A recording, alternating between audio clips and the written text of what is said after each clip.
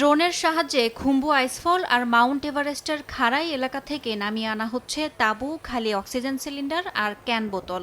পাশাপাশি পাঠানো হচ্ছে নানা রকম প্রয়োজনীয় মালামাল। পর্বত আরোহণের ইতিহাসে যেন এক নতুন পালা শুরু করেছে ড্রোন। আগের দিনে শেরোপারা কাঁধে করে প্রয়োজনীয় জিনিস আরোহীদের কাছে পৌঁছে দিতেন।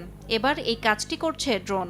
মাউন্ট এভারেস্টের যে পথ অতিক্রম করতে শেরোপাদের সময় লাগে ৭ থেকে ৯ ঘন্টা, তা ড্রোন পার করে দিতে পারে মাত্র ৩ মিনিটেই।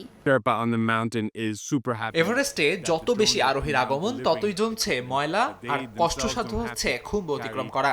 এই ড্রোন শেরোপাদের জীবন সহজ করছে এবং ময়লা নামানোর কাজটি অনেক নিরাপদ করে তুলছে এভারেস্টকে। মাউন্ট এভারেস্টের খুম্বু আইসফল এমন এক জায়গা যেখানে হাঁটার প্রতিটি কদম মৃত্যুর খাত অতিক্রম করার মতো। খুম্বু আইসফলের ভয়াবহতা এড়াতে শারীরিক ঝুঁকি কমছে শেরোপাদের। এভারেস্টকে বলা হয় বিশ্বের সর্বোচ্চ আবর্জনার ভাগাড়। এবার সেই অপবাদ ঘোচাতে মাঠে নেমেছে নেপালের প্রযুক্তি নির্ভর প্রতিষ্ঠান এয়ারলিফট টেকনোলজি।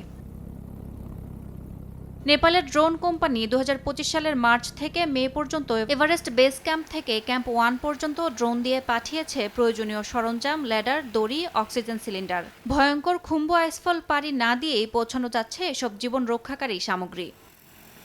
ইয়াসমিন অনন্যা, সময় সংবাদ।